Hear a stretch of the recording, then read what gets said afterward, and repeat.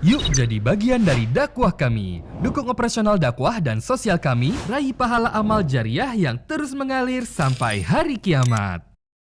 Dewasa ini terjadi banyak kasus yang diangkat oleh media nasional kita, Ustadz, mengenai mudahnya nyawa manusia ini melayang dengan akibat hal-hal yang sepele, Ustadz. Kemarin ini ramai juga di media sosial, ada 2 orang pemuda, mereka dalam keadaan mabuk, yang berakhir bunuh-bunuhan karena berdebat ayam dulu atau telur dulu. Itu beneran terjadi tuh? Beneran terjadi, Ustadz, di salah satu kota di Indonesia. Dan juga ada pemuda yang melakukan bunuh diri hanya dikarenakan akun gamenya dihack. Jadi ini cukup aneh gitu kejadian-kejadian, kayaknya sekarang ini nyawa itu murah banget gitu, Ustaz. Nah, bagaimana pandangan antum, Ustaz? Allahul musta'an. Allah Subhanahu wa taala berfirman dalam Al-Qur'an, "Wala taqtulu anfusakum, innallaha kana bikum rahima." Jangan pernah kalian membunuh diri kalian atau menumpahkan darah diri atau orang lain juga gitu ya. Karena Allah sangat penyayang terhadap kalian. Dan Nabi SAW bersabda, jangan kalian berharap kematian. Jangan berharap kematian. Dari kita diharapkan untuk tidak mati gitu ya. Memang kalau ajal datang iya. Tapi jangan hanya karena sakit sedikit, lalu sudahlah lebih baik saya mati. Hanya karena tidak jadi nikah sama si fulan atau fulana, saya mati saja. Tidak diterima usaha atau di PHK misalnya. Lalu kemudian sudah saya mati saja. Selalu arahnya ke situ. Karena pernah ada sahabat, dia berharap begitu. Lalu Nabi SAW mengatakan, jangan kalian berharap mati. Gitu kan.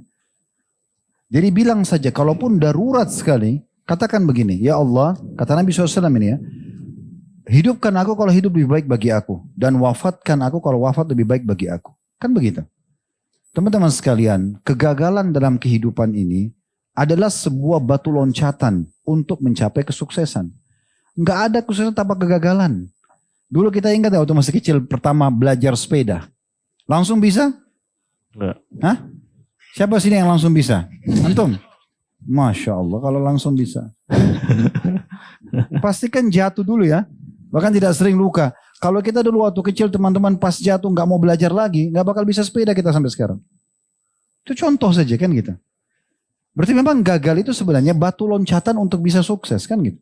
Masa dengan gagal sedikit akhirnya sudah putus asa. Kan gitu.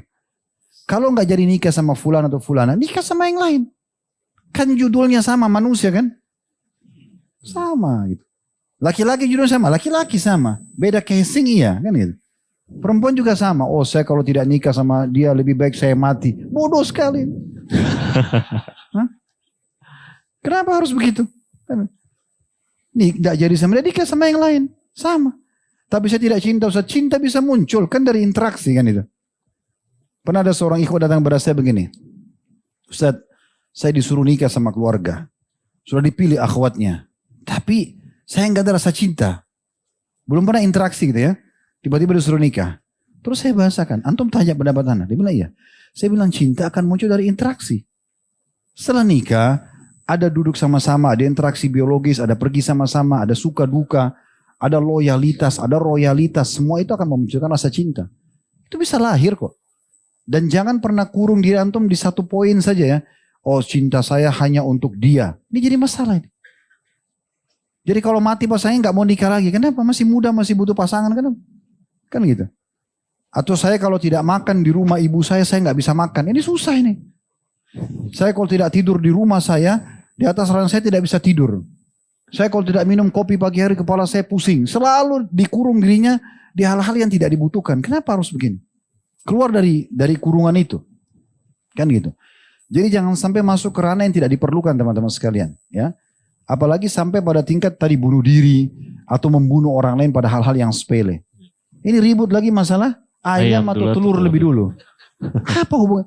Kira-kira manfaatnya apa? Antum tahu ayam dulu atau telur? Apa manfaatnya? Ayam diciptakan untuk dimakan. Kan gitu. Nggak usah tahu sejarahnya. Untuk apa tahu sejarahnya ayam sama telur mana lebih dulu? Nanti lama-lama masuk ke ulat, masuk ke buaya, masuk ke... Oh banyak sekali nih. Habis waktu untuk itu. Kita saja manusia Allah gambarkan diciptakan dari Adam, Adam dari tanah, clear. Kita nggak suruh cari itu tanah yang komposisi Nabi Adam. Informasi Nabi Adam dari tanah, selesai. Oh berarti kita dari tanah, malaikat dari cahaya, jin dari api, selesai clear. Cuma sekedar informasi. Nggak usah terlalu berlebihan di situ. Habisin waktu untuk apa? Apalagi ini ayam sama telur. La haula wala quwwata. Ayam dimakan, telur dimakan, selesai kan. Ini sangat aneh betul gitu. Apalagi saling bunuh-membunuh. Kan? Ya. Tapi memang saya lihat ini karena kasus mungkin tadi ya, dua-duanya mabuk ya. Mabuk. Nah ini masalahnya, orang mabuk tuh jadi bodoh luar biasa ini. Lah iya, kalau sebelum mabuk mungkin masih punya rasa malu, punya rasa khawatir kan gitu. Orang kalau sudah mabuk makanya disistilahkan khamr itu dengan ummul khaba'ith, induknya kerusakan gitu ya. Karena kalau sudah mabuk hilang rasa malunya. Hilang rasa malu sudah semuanya bisa dikerjakan. Dan kadang-kadang hal sepele bisa dibuat. Yaitu bertengkar, saling bunuh-membunuh. Orang kalau mabuk di diskotik kadang-kadang berantem, pukul-pukulan, mungkin bunuh-bunuhan hanya karena masalah sepele. Temannya yang bayar atau dia yang bayar. Atau ada mungkin yang dia curigai temannya yang ambil. Atau mungkin tutur kata yang salah. Udah cukup untuk saling bunuh-membunuh. Ini luar biasa nih. Ya, bahkan kita pernah bahas teman-teman sekalian dalam dosa besar membunuh ini. Itu salah satu hadits Nabi SAW. Jiwa itu tidak akan tenang kalau dia pernah membunuh satu jiwa saja. Walaupun dia sudah taubat, itu ada saja perasaan yang merasa bersalah. Itu diungkapin oleh Al-Wahsy, Wahsy yang membunuh Hamzah. Beliau mengatakan saya terus merasa dihantui rasa bersalah membunuh Hamzah walaupun sudah masuk Islam. Sampai saya mengatakan saya harus menebus dengan saya mati syahid di jalan Allah. Baru kemudian dia ikut peperangan dan dia membunuh musuh Allah dengan tombak yang dia bunuh Hamzah. Dia bunuh baru dia mengatakan saya baru merasa puas. Dia balas itu. Nah ini bahaya sekali gitu. Makanya teman-teman sekalian dalam Islam kita dianjurkan dari awal. Zina nggak boleh didekatin. Membunuh pun nggak boleh didekatin. Ya. Dari awal. Saya sudah sering kasih saran teman-teman. Kalau ada yang ajak bertengkar, ajak ribut, nggak usah dilayani. Nggak ada manfaatnya. Orang itu biar tampan, biar cantik. Coba kalau emosional jadi jelek. Ya. Kalau ada dua orang bertengkar nih. Yang si A dan si B. Si A benar nih. Tapi dia marah-marah. Si B salah. Tapi dia diam. Dia dengar marahannya si A ini. Kalau antum lewat kira-kira siapa yang antum agak salah? Si A dianggap salah. Padahal dia benar. Karena jeleknya itu. Makanya Nabi SAW ingatkan kepada seorang anak muda. Beritahukan saya wasiat ya Rasulullah. Apa yang paling baik buat saya bisa ini bahagia. Berjalan semua dengan baik gitu. Nabi bilang, la taghdab. Jangan kau emosional. Jangan marah. Itu awal masalahnya.